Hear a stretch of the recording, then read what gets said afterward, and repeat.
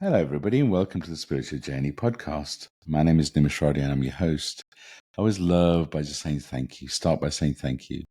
I feel so very blessed with this podcast. I feel blessed with just how many people it gets to and the messages that I get on a weekly basis and the impact the podcast is having. This is my way of giving back. Whatever comes through, I'll share. And I feel so very blessed with the reach of this podcast. So thank you for everyone that supported. Thank you for everyone that messages. Thank you.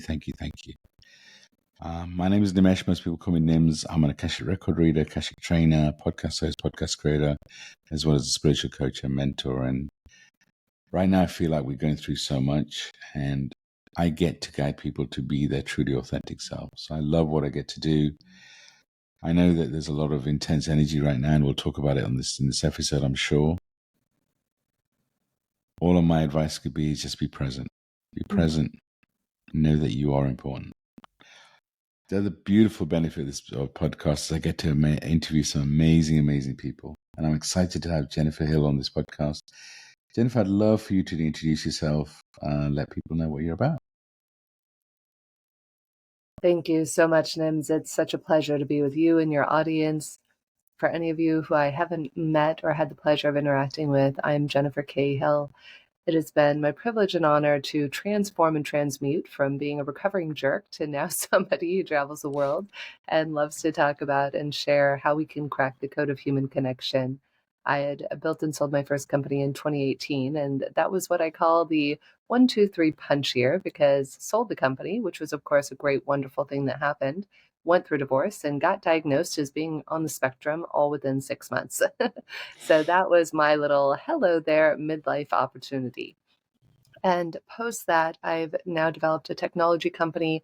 My dream, my gift is being able to connect people. And my intention by the time I die is to connect 1 billion people meaningfully with themselves and others. So that's our vision and our purpose with OptiMatch, Om.app, our company, as well as everything I do, whether it's in the personal coaching I do, my own podcast regarding consciousness. I literally wake up every day and I say, universe, please use me. Let me see the world through your eyes. Let me taste the world through your lips. Let me speak the world through your mouth. Let me hear the world through your ears, and let me feel the world through your touch. And let me be of service to humanity and look for the good in myself and everyone who I come in contact with. So that's just a quick little synopsis about me. Wow. Beautiful. Recovering jerk. I don't think I've heard that before. I'm like, wait, hold on. What's that? So, but yeah, I mean, and your awakening, I mean, I really believe awakening is a lifetime thing, but it does feel like those 6 months were an intense period, which, the universe definitely took you on a journey. The universe is taking us all on a journey, as you and I were joking about before the show began. I had the honor of being at Deepak Chopra's Sages and Scientists event in Boston, and we were in hysterics. One of the last sessions of the last day was one called Are We Alone? I think you can actually find it for free on the Sages and Scientists site. It streamed the whole event. And it was all these top scientists and philosophers and people from MIT and Harvard.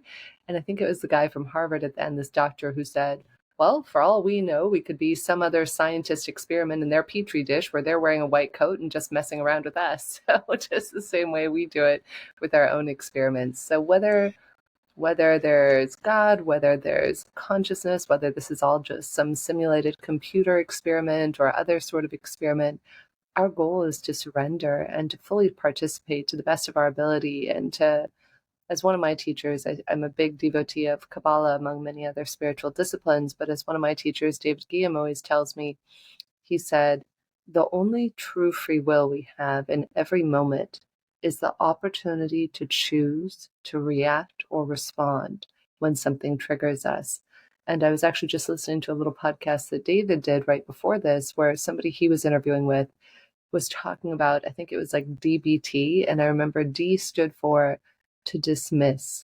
Could we dismiss the messenger and understand that every heartache, every hardship, every betrayal or thing that seemingly goes wrong in our lives is not something happening to us, but it's happening for us.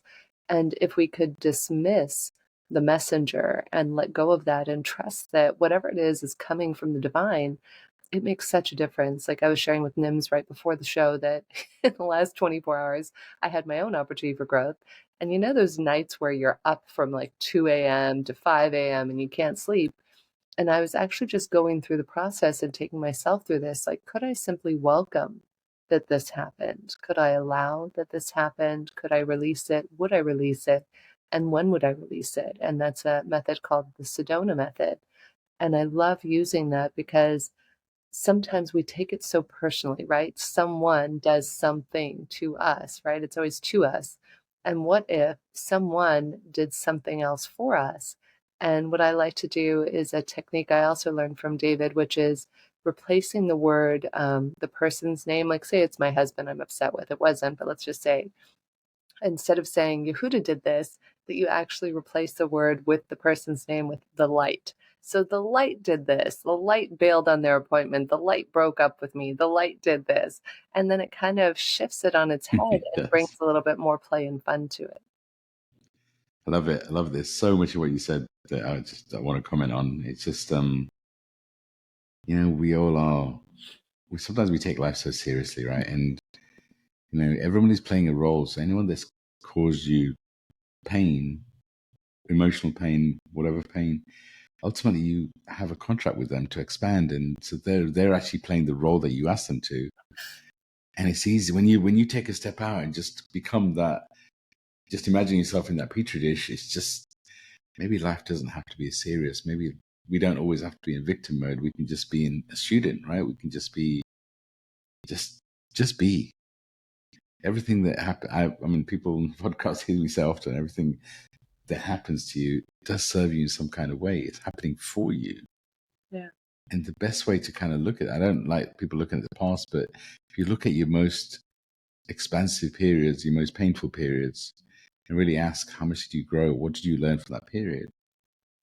I think a lot of times we realize that actually we grow most through that pain. And I feel like the paradigm may shift where we can grow just as much with love. It doesn't always have to be pain.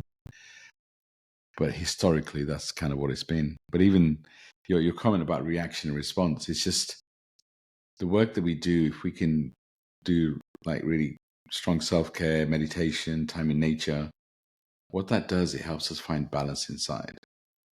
Humanly, when we're attacked, when somebody says something, we typically our response is to react. But when we can breathe, when we're present, and we can just pause before we react, then we can choose to respond. When we respond, we choose from more of a place of love, or well, it could be any place, right? But we choose to respond, and from there, you are more centered, and actually, you can have much more of an experience. I love that. I love the practice the pause. Kind of choosing to respond rather than react is something I've been teaching for years. So I love it. So we were talking about the current energy and kind of just the journey that everybody's on right now. And it feels like the mass consciousness, everybody's going through something, right? And we were talking, every conversation I have, somebody's going through something. And I'd love for you to kind of talk about what you feel is happening energetically on the planet right now, and some of the conversations you've been having.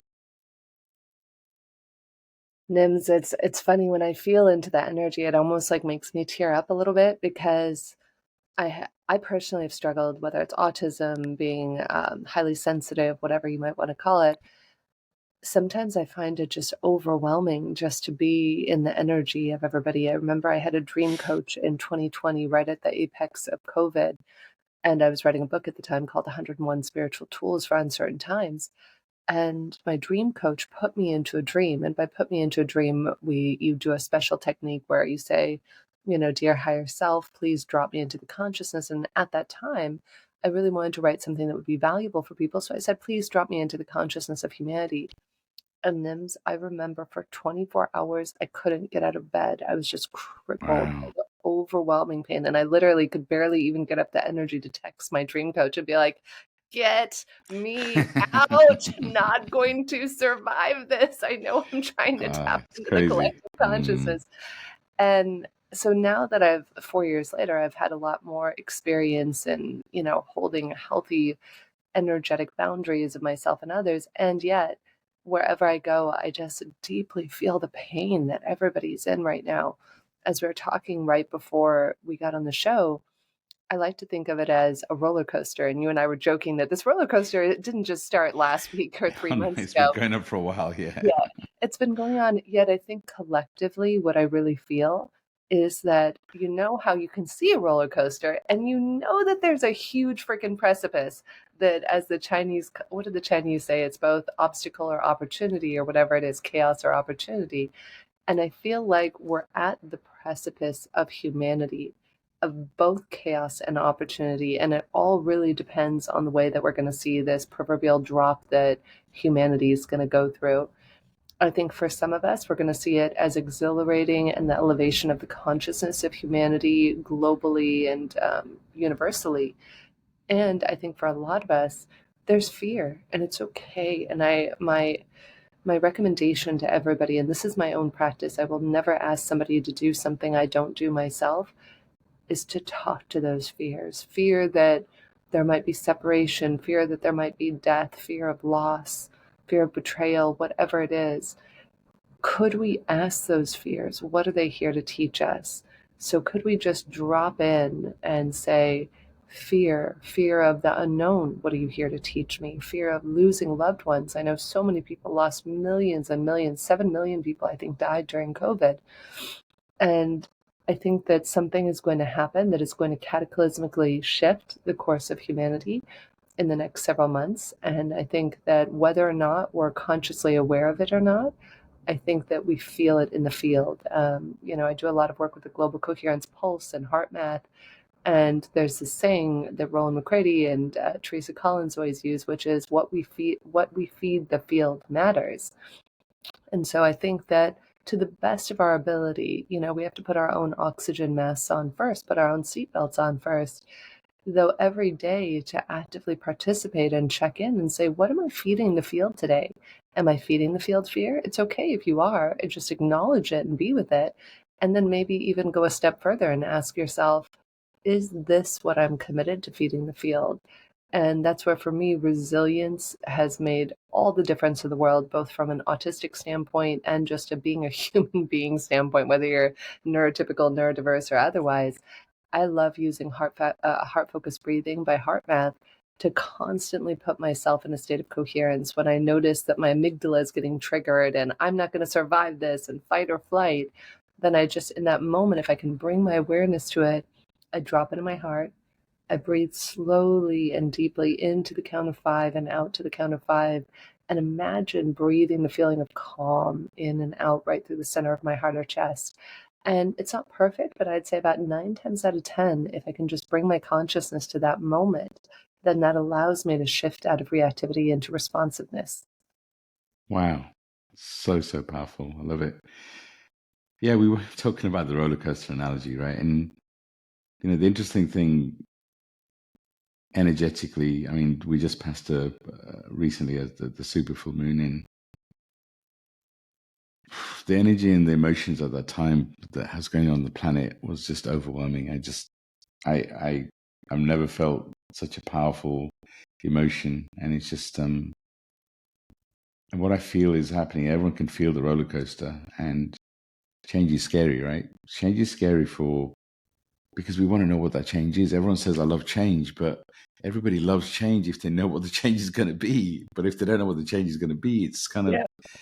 But what if? And some people love roller coasters, right? And some people don't. And it's some people love change and some people don't. But again, I love the way you say it. Just having an honest conversation with yourself and truly being present.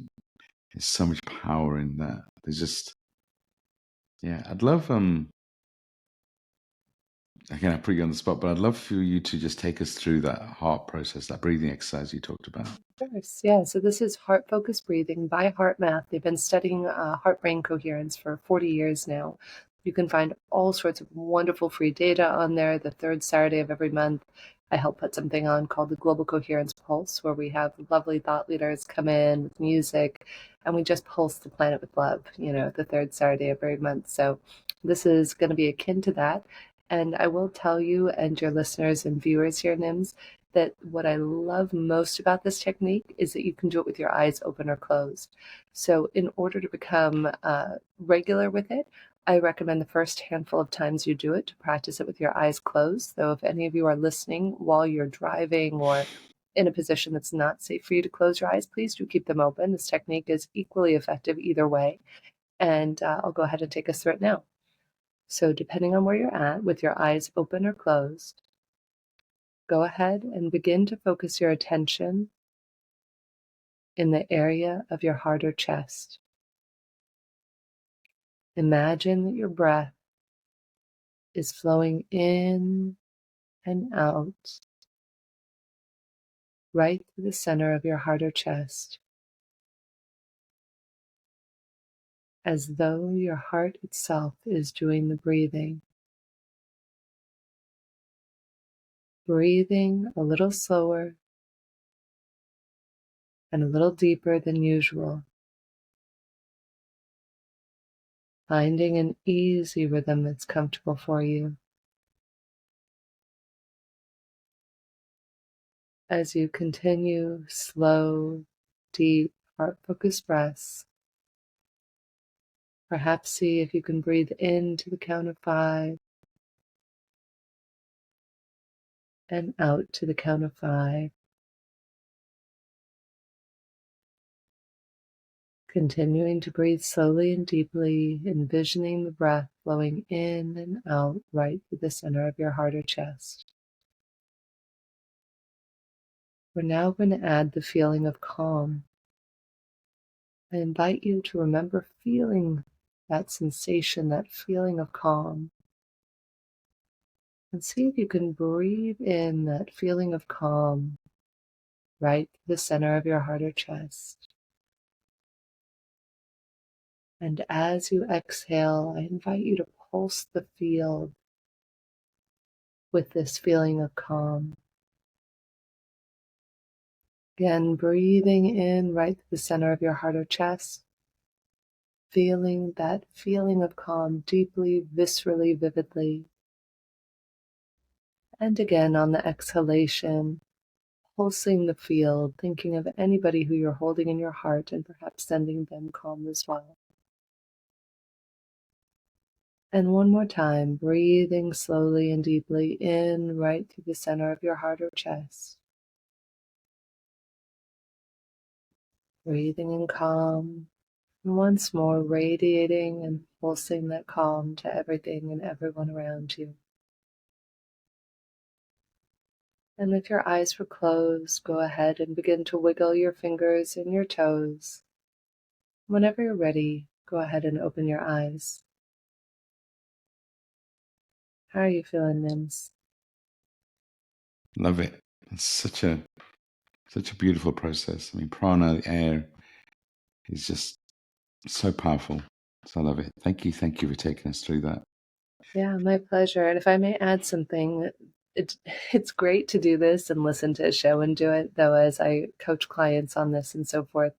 I do encourage you to create some sort of mnemonic or reminder to drop into heart-focused breathing. When I was trained in this by the heart math trainer who trained me, she had a great suggestion. She said, use every time you walk through a doorway as a catalyst to drop into heart-focused breathing. And it's such a good way because the more it becomes second nature for us, then the easier it is to drop in and draw upon it the next time you're feeling triggered or frustrated. And that technique has helped me on so many occasions to go from saying something I might have regretted to myself or somebody else, or reacting rather than responding. And the reason for that is actually physiological. A lot of people don't realize that we have this three parts of our brain: the amygdala, which I mentioned, the reptilian brain, the midbrain, the mammalian brain, are you safe? Am I like you? Can I trust you? And then the higher brain, the executive functioning part of the brain that allows for creativity, love, compassion. And most people don't realize that the higher brains can't function until the lower brain feels safe. So most of the time when you're fighting with somebody else, you're fighting from that lower part of the brain, and you actually can't even access your higher brain function for compassion, consideration, love, whatever it might be. And that's why I love this and a myriad of other techniques, Because the next time we fight with somebody in NIMS, if instead of seeing them as an upset 40-year-old or 70-year-old or 25-year-old, could we see them as an upset 4-year-old? And that we ourselves are really an upset 4 or 5-year-old that really just hasn't had our own needs met. And then if so, how can we self-soothe? Heart math being one of the tools I use. Wow. Wow. I love it because, rationally we know that, when we react with anger, when we react with emotion, with fear, it's something that maybe we shouldn't do, but actually having a technique to be present is so powerful, which is why I practice the pause by walking through the doorway. I love it. I love it because I always encourage people, especially now, to take time just to feel the energy and the power and the emotion around them, their guides, feel how supported they are. Maybe using that same technique of walking through a doorway and just every time you do it, just feel how supported you are. Because I really feel right now we're getting more support than we ever have. But because we're getting lost in the emotion, it's not, we don't always feel it. We always, because of that primary brain, the one that you can't access the higher function unless you find that calmness, the breathing. I love it. I just, that explains so much in a different perspective, in a different way. So, if we go back to the roller coaster metaphor, and we talked a little bit about trust and letting go before we started recording this podcast, and I agree so much. It's just that we know the change is coming. We know that there's so much that whatever we hold dear may change, and it's so easy to get lost in what's happening on the planet rather than what's happening to self. What's your advice, and what would your guidance be to those that are getting consumed by what's happening on the planet?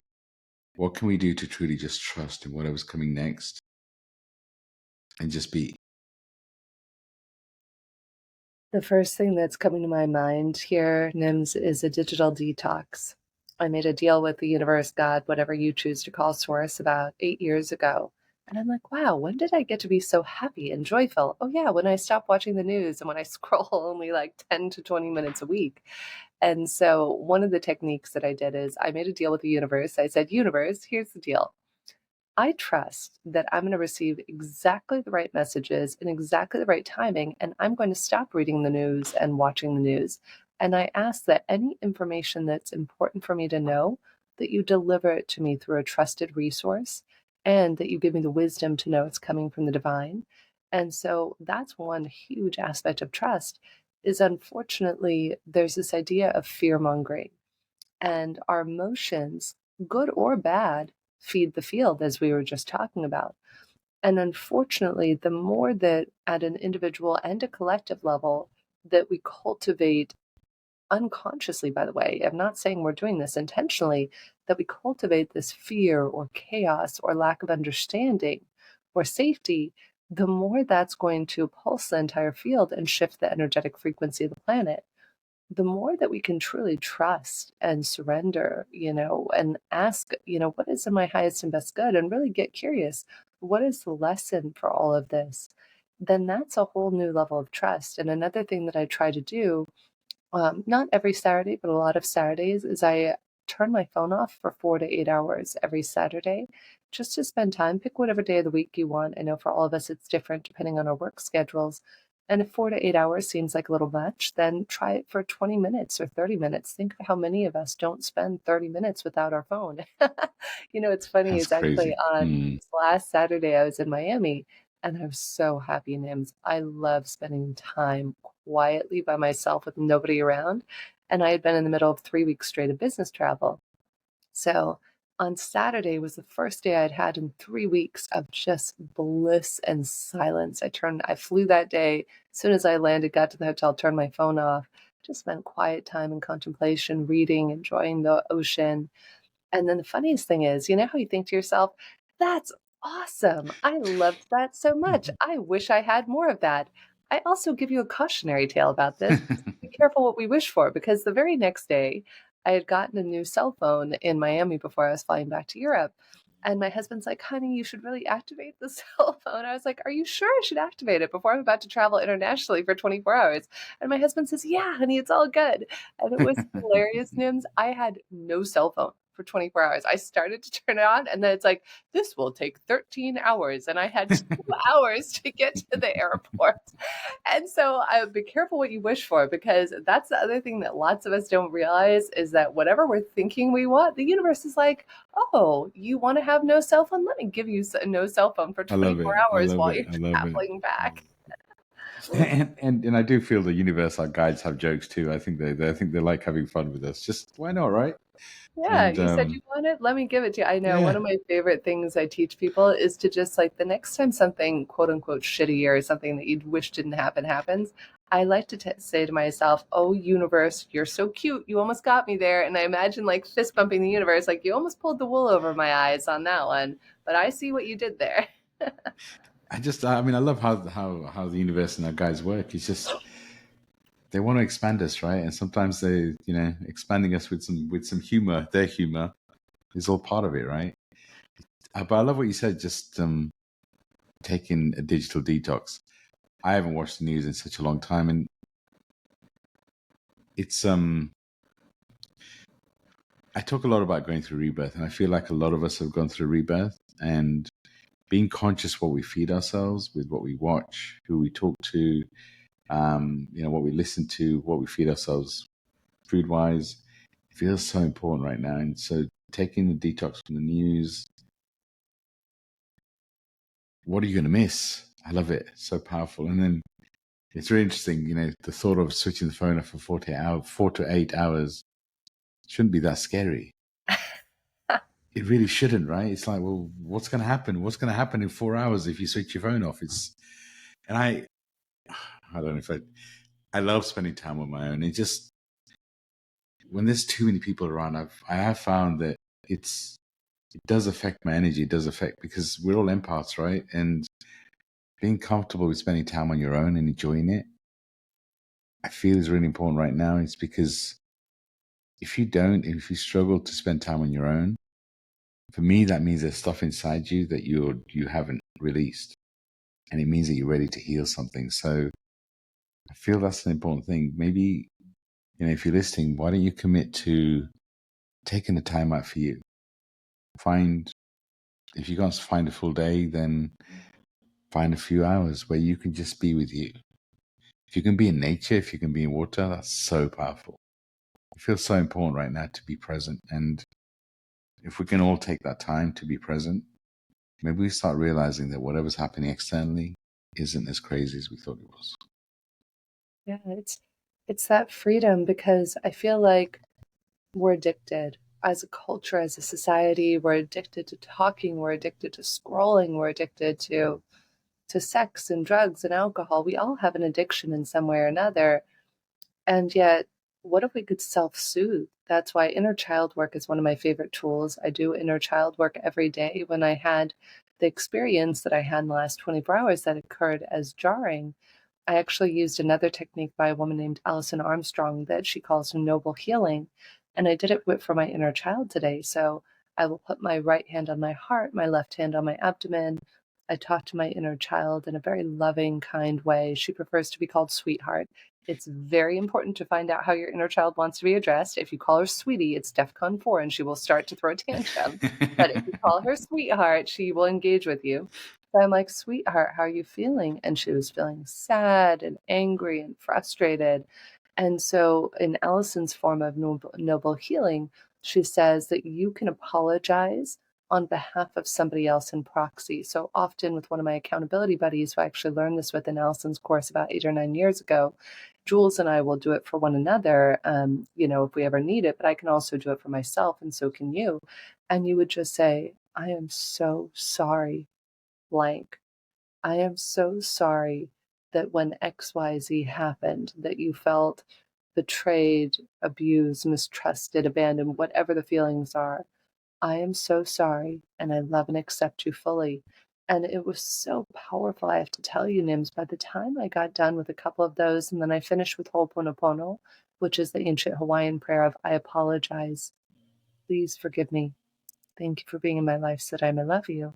Where I went from not being able to sleep and being angst and filled with frustration to just doing that. And then all of a sudden, I was able to call the person that I had felt confusion around and frustration, and just to have the most loving, kind, beautiful conversation with no judgment, but just unconditional love for myself and the other person.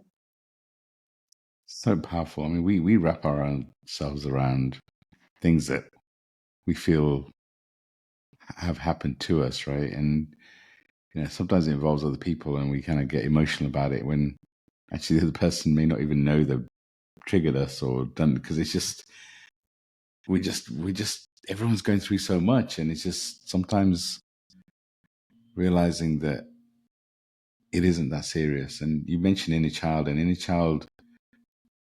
child work is really so important in terms of, because it is that inner child that gets emotionally hurt, that gets triggered, that gets, and just sitting with your inner child and giving your inner child a name is such an important, beautiful thing. I just, when you start with inner child, I just always recommend just imagining a younger version of you. Pick her age, it doesn't matter what age. Imagine him or her standing in front of you and just giving a big hug. Sometimes all our inner child wants is just attention and love, and letting him or her know how important she is and how valuable, and how such a beautiful way to start the day, or start, if you're doing some inner child work, is just to give your inner child some love. So beautiful. Yeah, I Give your inner actually child will. a name. I'll hug myself. I'll do this. I'll say, sweetheart, I love you. I'll say, you are loved and cherished and adored and accepted. And half the reason that most of us have upsets as adults or even young adults is because our inner child hasn't been attended Yeah, to. It's like, where yeah, was I? I was somewhere lately. Oh, I was reading a friend of mine's book. Todd Churches wrote a great book called Visual Leadership. And that's the book I was reading on the beach the other day when I was spending time in silence. And Todd talks about in the book how if you asked a grade of kindergartners, class of kindergartners, how many of you want to draw or can draw, 100% of the hands in the room go up. But if you ask a group of leadership executives, how many of you can draw or want to draw, two hands might go up in a team yeah, of like C-suite executives. And it's like we are this natural outpouring of creativity and self-expression. Yet, as we become normalized, right, in society, then we often suppress our natural gifts, our trust, our intuition, our creative abilities. And I think by really tapping in and giving the freedom of self expression, then it gives you another way to express. I think a lot of us are pissed off and angry at the world because we're not yeah, self-expressed. yeah. We're like the whack-a-mole. It's like one of us comes up to put our head up and it's like, bad, no, get back down there. And it's like we're playing whack-a-mole with ourselves and life's bad emotion. You get back in your whole emotion. It's like, Yeah, I oh, love it. I love it. And the interesting thing is this: we're a soul having a human experience, but sometimes we don't want to have the experience. I love the analogy. It's just, if we could just introduce some fun into our lives, some laughter, some belly laughs, some, as he said, some drawing. Just be that child. What do I just, yeah, life could be so much more simple. I feel like we make it so serious. And look, I get it. There is a lot of emotion out there, and it's just, how much do we get caught up in it, right? How much can we just be present and let go and just realize that we're on this roller coaster? And the biggest thing for me is accepting that you chose to be here as a soul, right? You can question your existence and why you're going through certain things. But for me, when I many years ago, when I had the conversation to say, you know what, I chose to be here. Everything I've experienced is part of my journey. And it's not no one else's fault. It's me. I chose to, and I'm learning, I'm expanding. That conversation within a child, with self, everything starts with you. And it's that trust. And I really do feel it's a time now where we do have to spend time with ourselves. We have to trust, and have to have those honest conversations. But it doesn't have to be all serious. Go to the park, go for a swim, go giggle with some friends, watch something funny. Just just be. I mean, why is life so serious? I don't get it. I don't get it. It's not meant to be. It's meant to be fun. I mean, this conversation, have lots of conscious conversations. Why not? It's just beautiful, right? and I'm going to piggyback on that, Nims, to just touch on what you were saying. I think one of the reasons that we all get frustrated is it's not to say that you have to sweep the sadness under the rug. One of the things that I think I've learned a lot in the last several years that I work with clients on, that my teachers have taught me, is to choose the emotion. When you get angry, don't suppress it. That turns into No. illness in the body. There's so many great books about that. Dr. Bradley Nelson has written books about that and many others. But what if, when you feel angry, choose to feel angry? I choose to feel angry. Scream, yell, express yourself, paint, whatever it takes. Feel that emotion. They say that it really only takes 90 seconds for an emotion to be fully processed in the body. And yet, if we try to stop or suppress that motion in the middle of it, then that can create greater physical harm and mental, emotional harm than ever before. So the next time you feel angry, choose to feel angry. Say, I choose to feel angry.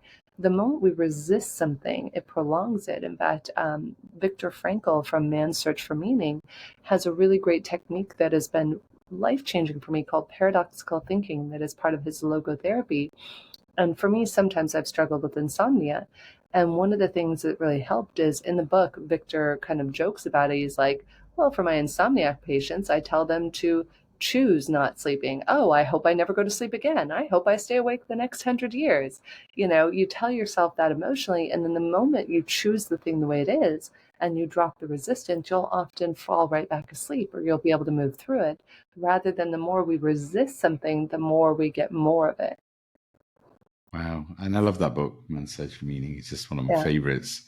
It's just I read it many years ago, it just changing my perspective on things. It just, I remember certain things about it. It's just so, so powerful. And actually, what you said is also true. Feel the emotions, so important. Because our programming says, if we're feeling anger, push it down. If we're feeling, like men are not meant to cry. What is all that about? It's it's just so crazy. It's just, again, we're humans, we're souls having a human experience. So we're meant to have the experience. Of course, if you're feeling angry inside, don't take it out on somebody else. Be angry. I love it. And just a lot of the inner child work we have to do is because at some point our child couldn't feel an emotion, was asked to not feel it or couldn't feel it or suppress something. And it's just make it fun. I love it. Make everything fun. If you're feeling angry, be angry. If you want to cry, oh my God, crying is so spiritual. It's such a spiritual release. If you're feeling emotion, feel the emotion. And I remember my mentor Sidra, whenever she used to get triggered, she'd get excited. It's like, oh my God, I'm triggered. It's just because a trigger, if somebody's making you feel angry or you're feeling, actually a trigger is an opportunity for you to heal something inside that you've been holding on to. So if I get triggered by something, I'll always ask, when was the first time I felt like this? Because the universe is trying to teach you something. So if somebody triggers you, then it's probably related to something that's happening inside you that maybe happened years ago. So for me, it's like, okay, when was the first time I felt like this? What was I going through? And just integrating that lesson and letting go is so powerful. It's just, everything's a lesson. Everything, if we could just take everything to be a fun lesson and we're just students, the day I stop learning, the day I stop expanding, it's probably the day I'm going to leave this realm because I'm here to learn, right? So, so beautiful. I could talk to you about this stuff for hours. So what else? I mean, on your journey, I'd love for you to share, because you've clearly been through a lot on your journey. I'd love for you to share a little more about kind of what you've done to be so present, to be, you clearly have learned lots of external knowledge and you've had some amazing teachers, but I also feel that you found that peace to be present. Your energy, your vibration when it comes across to me is just, I feel at peace. And any advice you have to kind of find that peace inside and be present, I'd love for you to share more about your journey. Thank you, Nims. As I started off jokingly, but not jokingly, saying at the beginning of the show, hi, I'm Jennifer K. Hill. I'm a recovering jerk. Nice to meet you. It is a journey. That's what it is. And I didn't think I would make it, Nims. Really, I didn't. I left high school at 16 to go straight to college, tried to take my own life 3 times between 18 to 21, hated myself, absolutely hated myself, which then manifested in me not only being very unkind to myself, but then that outwardly expressed itself in the world with how I treated my loved ones and the people around me. And I always encourage people, going back to the inner child thing, when you see somebody who's upset or angry, remember, if they're that way, then there's probably great deep pain in them. So that's why I do a lot of work right now with C-suite executives and so forth to help them with, their own inner child work and so forth. And so I began when I was 23, I had somebody have a come to Jesus moment with me and say, "You're a nasty thing. You're one of the most powerful women I've ever met, but you're using your powers to destroy the people around you." And that really was a wake-up call for me 20 years ago. And I knew I had the capacity for great light and great dark. And the next decade after that, from 23 to 33, was literally like falling around in the dark, trying to find my way of like, well, what's up? What's down? Where am I? What does all of this even mean? And through a series of finding the right teachers, the right spiritual disciplines, I've begun to really deepen my practice. For about 12 years now, I've meditated every single day, pray every day. I have a very robust practice. It's about 2 hours every morning. And so that includes often scanning an ancient spiritual text called the Zohar, looking for wisdom in that. That's what I was doing at 2 a.m. this morning when I was feeling frustrated. Journaling, meditating, inner child work, gratitude lists. And I literally, not figuratively, have 183 tools that I use on any given day. And about 20 of those tools I use daily, but sometimes I rotate tools like Noble Healing I hadn't used on myself until this morning for months, or Sedona method. Could you simply welcome? Could you allow? Could you release? Would you release? When will you release? Great method by Hale Dwoskin, I think was his name.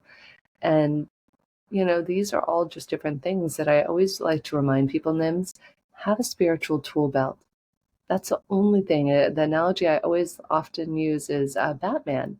Batman's one of the few superheroes who is not superhuman, but what makes him a superhero is his super tool belt. And that would be one of my greatest recommendations for your listeners, your viewers, is cultivate your own super tool belt. And one of the biggest things we're talking about when we're in that amygdala fight or flight, I'm not going to survive this mode, sometimes we don't even have the consciousness or the ability to drop in and say, well, what was that tool? So I actually recommend that people keep either as a screensaver on their phone or as maybe a little piece of paper in your wallet, your emergency top 3 favorite tools. So one of my go-tos in the moment is definitely heart focused breathing. Another one that I use in the moment, Sedona method, really helps me. And then there's probably a third one that I would rotate in and out depending on what I need, or inner child work, of course. But just having, what are the top 3 tools that when you're feeling like you can't breathe, you're so angry, so frustrated, betrayed, whatever it is, could you just go to one of those tools and use it to calm your nervous system, regulate it? And then that's where we become unstoppable. And I want to be very clear to everybody is that we're not perfect. You shouldn't expect yourself or anybody else to be perfect. In fact, in a ceremony I was in a couple of years ago, one of the most beautiful downloads I ever got was everyone is doing the best they can in every moment. And that includes you. That's another one of my tools that I use when I'm having a hard time. Sometimes you can't even hear it. Like last night, my husband said, honey, are they doing the best they can? No. So as much as I like to say that, it depends on kind of where you're at on the spectrum of upset. But going through and just asking yourself and having these tools. And the only difference is not that you're never going to get upset again. No matter how enlightened somebody I know is or how peaceful somebody may seem to be, we're human. We all have that point. It could be our family, our job, our children that is the trigger point for us. And the only difference is how quickly can you be resilient and bounce back like a rubber band. Where when you have these tools, my experience is rather than going through this for days, months, weeks, years, however long, decades of anger, animosity, or frustration, could we shift it in a matter of minutes, hours, or days instead? And that's the measure of success for me, is not, did I get angry? In fact, I'll pull it up for you. There's one of my favorite Kabbalistic ones, it's called Dumping Depression by the 72 Names of God. So big fan of Kabbalah, and this is one of they have these things called the 72 Names of God, which are 72 ancient names that you can meditate on that can help shift your consciousness. And this one's called Dumping Depression. You can find it on Tumblr. It says, life is fraught with obstacles and tests that sometimes knock us off our feet. When we do lose our balance and fall flat on our faces, it's important to stand up again rather than sink into doubt and depression and to dust ourselves off.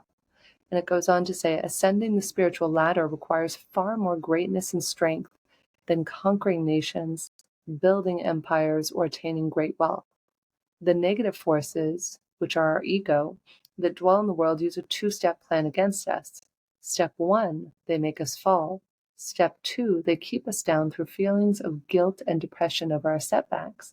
So getting up again generates more spiritual light in the world than if we had never fallen in the first place. The fact that we fell is not what's important. True greatness lies in the act of rising again. So I always like to remind myself of that. Wow, so, so powerful. And if I was to summarize this episode, a lot of it is about being present. But for me, a lot about it is feeling the emotion in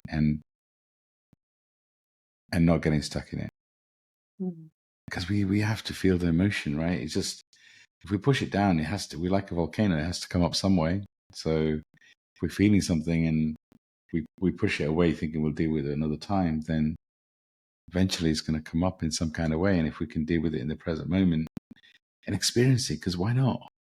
If you want to be angry, shout. Shout into your pillow, go into a park and just shout and scream. Why not? It's cathartic. It's really healing just to release that emotion and just, what's wrong with getting angry? What's wrong with getting emotional? What's wrong with being sad? As long as you don't stay there. And just, I love it. I love it. So Jennifer, I'd love for you to share for our listeners, if they wanted to reach out, if they wanted to work with you, what's the best way of doing that? What are sort of services you offer? I'd love for you to share. Yeah, absolutely. So if you want to learn about the work we're doing in the world with human connection, you can go to O as in open, M as in Mary, .app/survey. And for free, you can go ahead and answer our matching questions and find out what your primary and secondary motivators are. And we offer that service to companies, to coaches use it, communities use it for intermatching people, but also you'll get a free report on there for yourself of how you're motivated. In terms of working with me as a coach, the best way to reach out to me is either my personal website, jenniferkhill.com, or I encourage you to find me on LinkedIn is also a great place where I put a lot of my social, or Facebook. If you find me, it's Jennifer Hill, K as in kite, space HILL. If you Google my name, it'll pull up pretty much everywhere. And happy to connect with people. I always love to be of service. On our ohm.app page, you can find a lot of other previous interviews we've done under the media appearances section. Wow, I love the word Om. I mean, I grew up as a Hindu, and it's just such a powerful, simple phrase. Om. It's just like, wow, such a resonance with that word. Yeah. Whenever I'm in silence, whenever I'm meditating, that's a powerful. Yeah, I just love it. I love the synchronicities of the universe. So as we close this episode out, Jennifer, I'd love for any final bits of advice, and also I always love to ask any guest to kind of share maybe a couple of journal prompts to allow people to kind of go deeper on the topics we've covered. So anything that's in your heart, please share.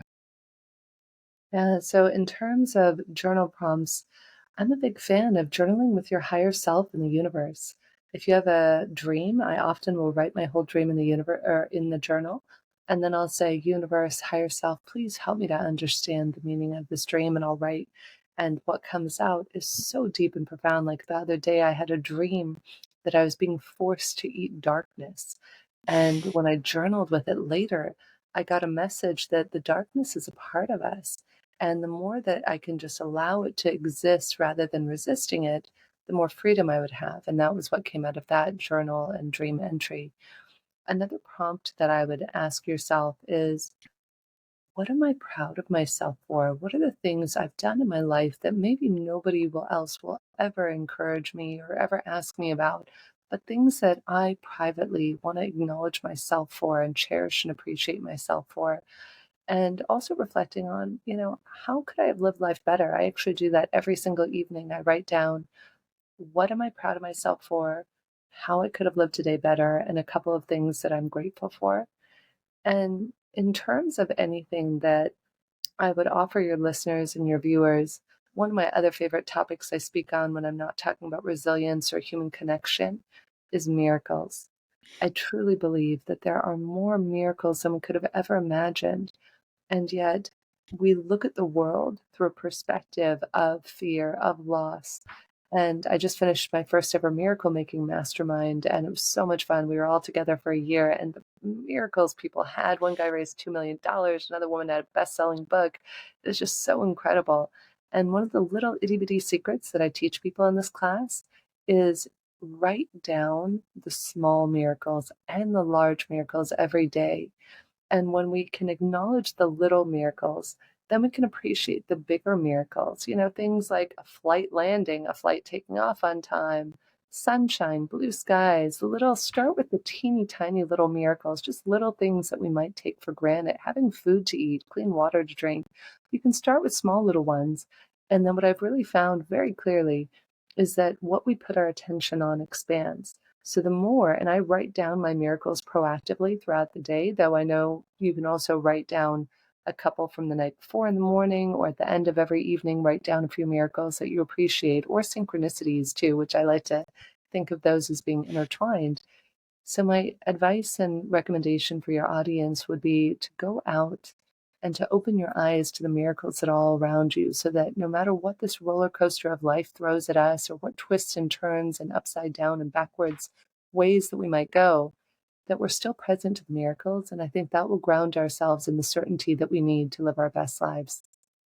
Wow, I love it. I mean, I call it magic moments. It's just, I find that so many of us are waiting for this big flash in the sky, this big, massive miracle that's going to shift everything for us. And if we could truly just take in the smaller miracles and 100% journal on them, what we're doing is we're asking the universe for more of those moments. And we're manifesting those moments because we're acknowledging the miracles, because there's so much to admire. It's like, what do you focus on? Do you focus on the pain, or do you focus on the miracles?